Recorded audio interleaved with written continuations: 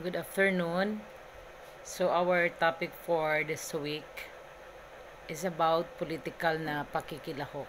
Okay? So, unahin muna natin yung citizenship. Ano nga ba ang ibig sabihin nito?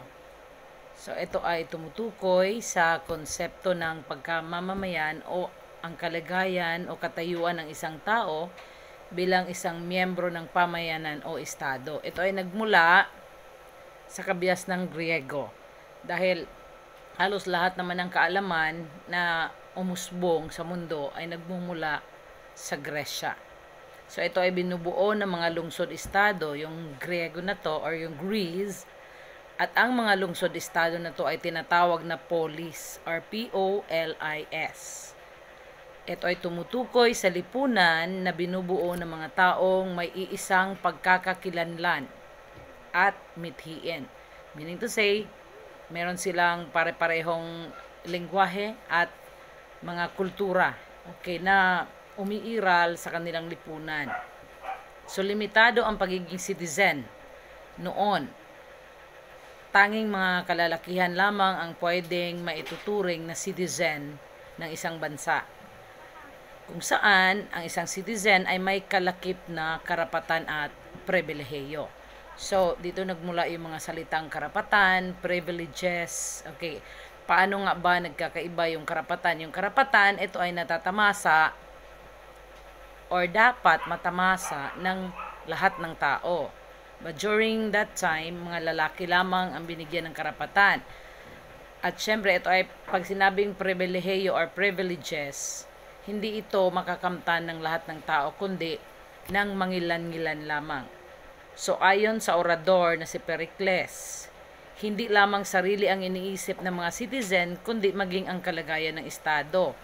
Dahil noong panahon ng mga Griego, tanging mga kalalakihan ang pwedeng makilahok sa usaping pampolitika sa isang particular na lipunan.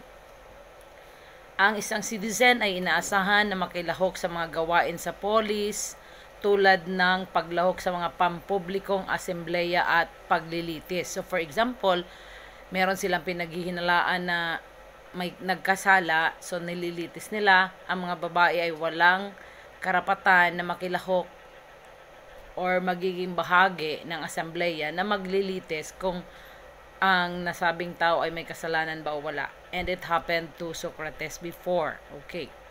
So siya ay nilitis at napatunayan na siya ay nagkasala. But sa totoo lang, hindi naman talaga siya nagkasala. Siya ay inakusahan na ginakorrupt niya ang minds ng mga minors. Okay. So, ang isang citizen ay maaaring politiko, administrador, tandaan niyo to ha, politiko, administrador, husgado, at sundalo. So, kung mapapansin natin, ang lahat ng mga ito ay tumutukoy lamang sa kalalakihan. Nagbago ang konsepto ng pagkamamamayan sa paglipas ng panahon. Sa kasalukuyan, ang citizenship ay bilang isang legal na kalagayan ng isang individual sa isang nasyon-estado. So kung dati, ang citizenship or yung pagiging citizen ng isang tao ay nakabatay lamang kung ikaw ay lalaki. Sa ngayon, lahat ng tao na naninirahan sa isang bansa ay maaaring tawaging citizen. Okay, ito ay ginawang karapatan. Ang citizenship, ayon kay Havens, ang citizenship ay ang ugnayan ng isang individual at ng estado. Meaning to say, you can become a citizen if, for example, you are in this country. Dito ka isinilang. Okay. So, otomatiko, ikaw ay citizen ng bansang ito. So, kapag ugnayan, meaning to say, meron kang responsibilidad sa iyong, for example, pamahalaan, and vice versa. Yung pamahalaan naman may responsibilidad sa iyo. So, may ugnayan. Okay. So, dito, bilang isang citizen, siya ay ginagawaran ng mga karapatan at tungkulin. So, meron kang tungkulin and at the same time, you have all the rights. For example, karapatan mong, for example, napabilang ka sa medyo mahirap na, kumbaga, ekonomikong estado sa buhay. So, ikaw ay may karapatang, for example, makasali sa 4Ps. So, yan ay karapatan ng tao na magtamasa ng mga ayuda or mga, what they call this, yung binibigay ng gobyerno sa atin. But tungkulin nyo rin natin na sumunod sa batas. Sa Pilipinas nakasaad sa Saligang Batas noong 1987 ang legal na basihan ng pagkamamamayan. Okay, tandaan nyo yan ha. Saligang Batas ng 1987. Dito matatagpuan ang legal na basihan ng pagkamamamayan. Okay, merong dalawang prinsipyo ng pagkamamamayan. Una, tinatawag itong jus sanguinis, or number 1, jus sanguinis. Ito ay tumutukoy sa pagkamamamayan ng isang tao na nakabatay sa kanyang, for example, dugo, sa kanyang mga magulang. Ito yung prinsipyo na sinusunod dito sa Pilipinas. For example, ang iyong parents ay Filipino citizen. Dito sila isinilang, automatic, ikaw ay Filipino citizen na. Then, meron tayong tinatawag na jus soli or jus loci. Ang pagkamamayan ay nakabatay sa lugar kung saan ipinanganak ang isang tao. Ito yung prinsipyong sinusunod sa Amerika. So, soli, ito nagmula sa salitang soil or lupa. So, for example, ikaw ay, ang iyong parents ay parehong Filipino citizen at pareho silang working as nurses in the United States. Nagkataon na dun ka isinilang, automatic, ikaw ay US citizen. Okay. Regardless kung ang iyong mga magulang ay hindi pa citizen sa nasabing bansa. Okay. So, Article 4, ito yung pagkamamamayan na matatagpuan sa Saligang Batas ng 1987. Section 1, nakalagay dito, ano nga ba yung mga batayan ng pagiging mamamayan ng Pilipinas? Una, yaong mamamayan ng Pilipinas sa panahon ng pagpapatibay ng Saligang Batas na ito. Okay. So, meaning to say, nung panahon ng 1987, at ipinanganak ka nun, automatic ikaw ay Filipino citizen. Yaong ang ama at mga ina ay mamamayan ng Pilipinas. Kasi sanguine means blood. Kung sila yung parents mo, sila ay Filipino citizens, then automatically you are also a Filipino citizen. Okay, katlo, yung mga isinilang bago sumapit ang January 17, 1973. Okay, nung bago sumapit ang January 17, na ang mga ina ay Pilipino, na pumili ng pagkamamamayang Pilipino pagsapit sa karampatang gulang, at syempre yaong mga naging mamamayan ayon sa batas. So itong naging mamamayan ayon sa batas, medyo not really complicated, pero at ito ay dinadaan sa legal na basihan. Okay, Section 2, ang katutubong inianak na mamamayan ay yaong mamamayan ng Pilipinas mula sa kanyang pagsilang na wala nang kinakailangang gampanan anumang hakbangin para matamo yung kanilang pagkamamamayan. Wala nang effort. Ikaw ay sinilang dito, ang parents mo ay Filipino, pues ikaw ay Filipino. Okay. Yaong mga nagpasya na maging mamamayang Pilipino ayon sa Section 1. So, pagdating, meron ding pagsapit ng 18 years old, for example, your parents are both, for example, foreigners, idiri ka sinilang, dating mo ng 18 years old, nagpasya ka, na ikaw ay magiging Filipino citizen, pwede yan. Ito ay dinadaan sa legal na batayan. Section 3, ang pagkamamamayang Pilipino ay maaaring mawala o muling matamo sa paraang itinatadhana ng batas. So, kapag may mga legal na batayan, para maging mamamayan ang isang tao, meron din namang mga legal na batayan para maalis ang pagka-mamamayan ng isang tao. So, merong mga grounds yan. Okay. And then, Section 4, mananatiling angkin ang kanilang pagkamamamayan ng mamamayan ng Pilipinas na mag-asawa ng mga dayuhan. Matangi kung isa sa kanila ang kagagawan o pagkukulang sila ituring sa ilalim na batas na nagtakwil nito.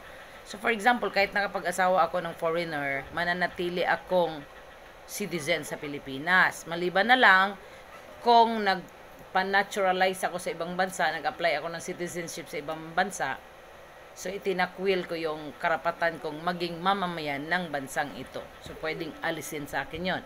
Section 5. Ang dalawang katapatan ng mamamayan ay salungat sa kapakanang pambansa at dapat lapatan ng kaukulang batas. Okay, ito yung mga dual citizenship. Okay, kumbaga, hindi siya parang, well, meron mga dual citizen sa ating bansa, pero meron silang mas mabigat ang responsibilidad dahil meron silang responsibilidad sa dalawang bansa na kinaaaniban nila.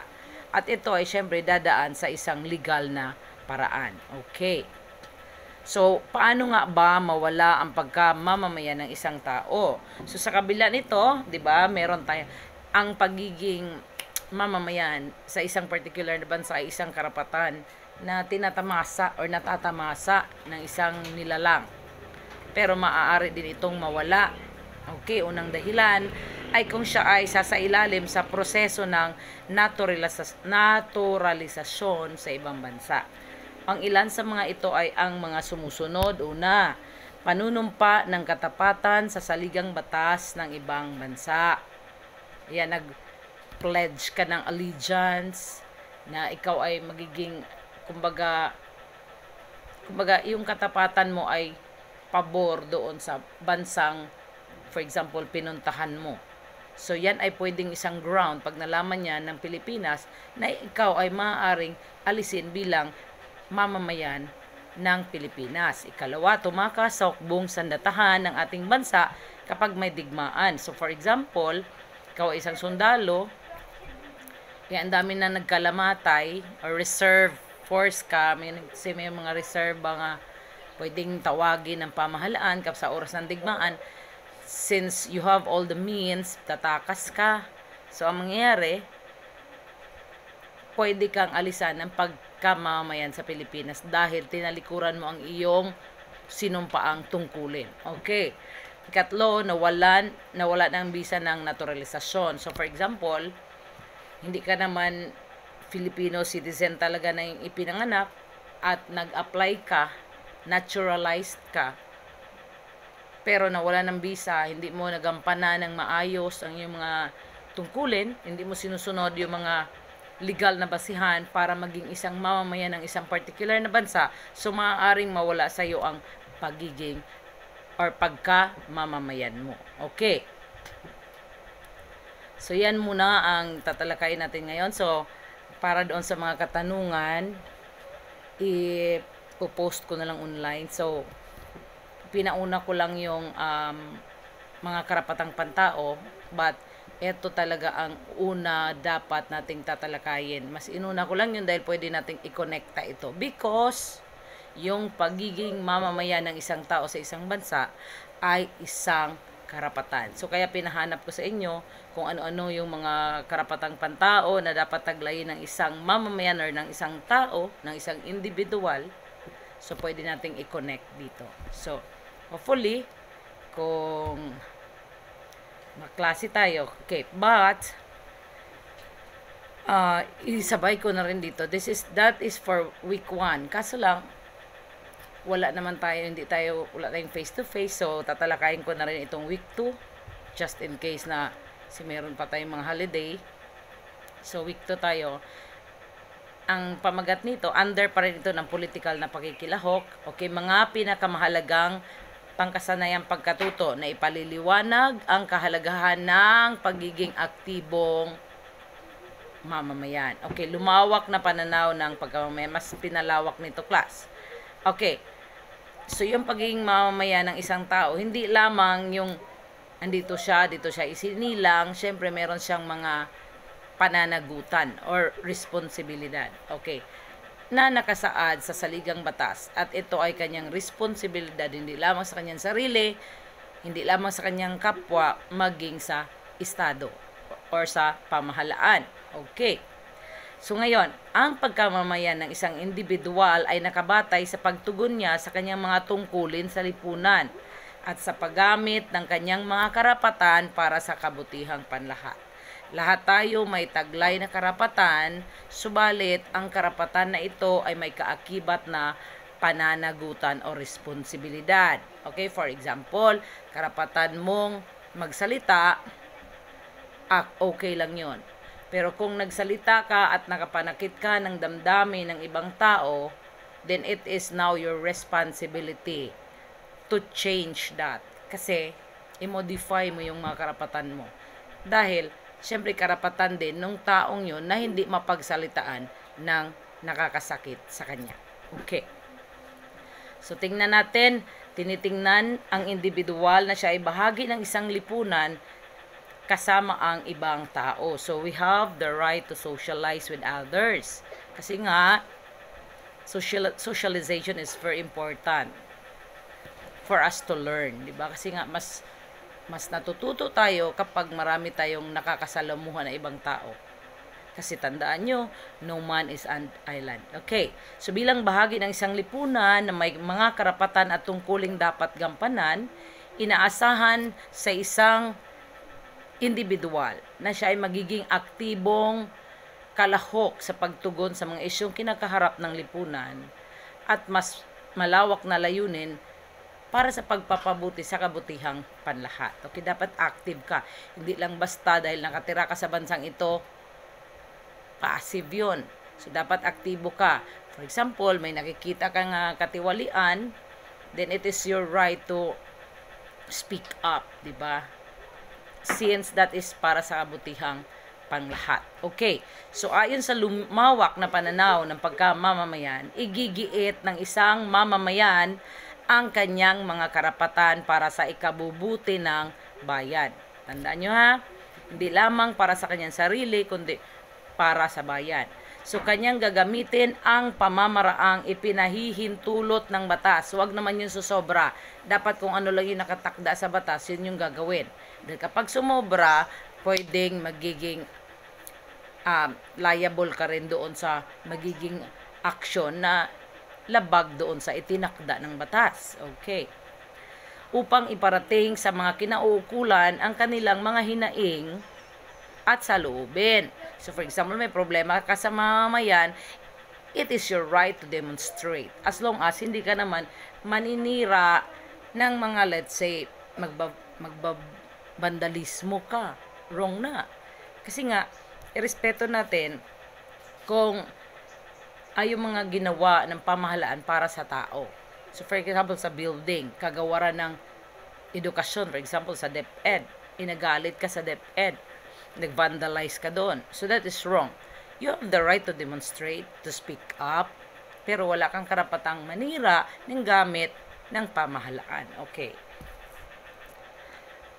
Okay, batay sa lumawak na pananaw ng pagkamamamayan, maaari nating matukoy ang mga katangian ng isang mabuting mamamayan. Ayon kay Yeban, ito ay sinulat ni Professor Yeban noong 2004, ang isang responsableng mamamayan ay inaasahang makabayan. Meaning to say, may damdamin ka ng pagiging makabayan. Hindi lamang para sa sarili mo ang ninanais mo na kabutihan, kundi para sa kabutihang panlahat or kabutihan na pabor sa bayan. Okay. May pagmamahal sa kapwa, may respeto sa karapatang pantao. Meaning to say, well, remember this, respect begets respect. So, kung marunong kang rumespeto sa karapatang pantao ng ibang tao, din asahan mo, malamang sa malamang, ibibigay din ng ibang tao yung respeto na yan sa'yo. Because we cannot buy respect. Hindi natin yan pwedeng ma-ask na irespeto mo ako. Dapat nakikita yan sa tao. Okay. May pagpupunyagi sa mga bayani. Well, ito yung pagbibigay halaga sa mga ginawa ng mga bayani na nagbuwis ng buhay para makalaya ang Pilipinas, para magkaroon tayo ng kasarinlan. Gagap ang mga karapatan at tungkulin bilang mamamayan. Meaning to say, you are not passive but active active. Okay. Active kang participant sa mga lahat ng gawain na iminumungkahi ng ating pamahalaan. May disiplina sa sarili. Ayan. So for example, gustong-gusto mo na talagang magtapon ng basura. But since may disiplina ka sa sarili, alam mong nakasisira ito at alam mong hindi ito magandang halimbawa sa iba, ditatago mo yung basura at itapon mo sa tamang tapunan. Yun yung respeto, disiplina sa sarili mismo. At may kritikal at malikhaing pag-iisip. Hindi ka lang tanggap na okay lang ito.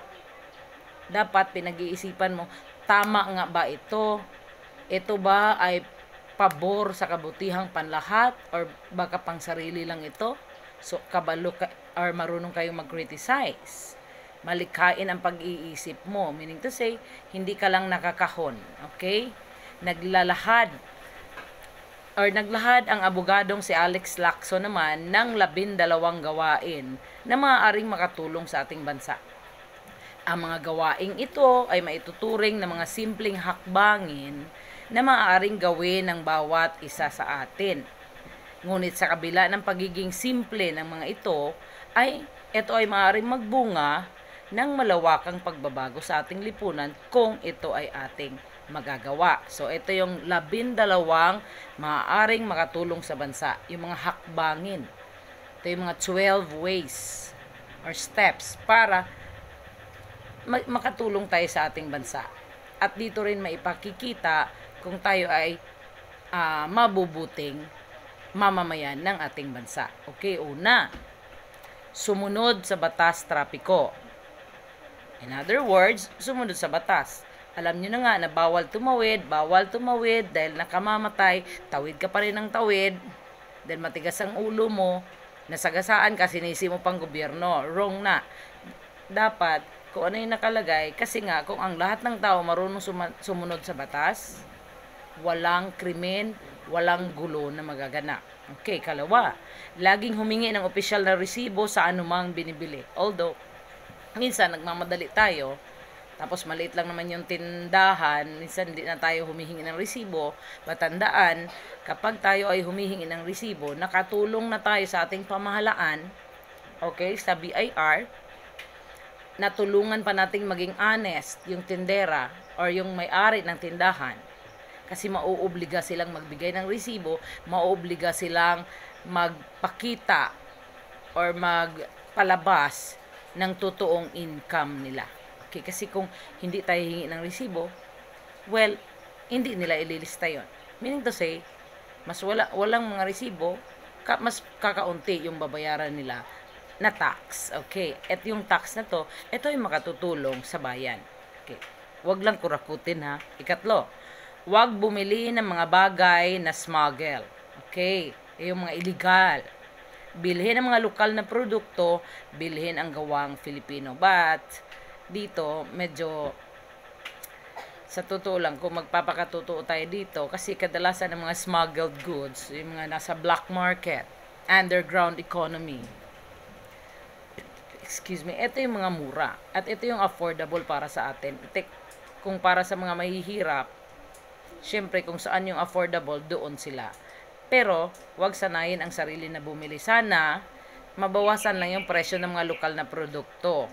Para tulong na rin sa mamamayang Pilipino at tulong din natin doon sa maliliit o malalaki man na kapitalistang Pilipino. So, kapag tinulungan natin sila, tinulungan na rin natin ang ating bansa.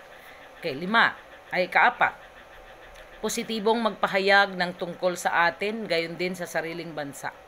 Meaning to say, wherever you go later in the future, hindi mo sisiraan ang iyong bansa. Dahil ang paninira sa sariling bansa ay isang malaking kasalanan. Okay, parang siniraan mo na rin ang sarili mong pamilya.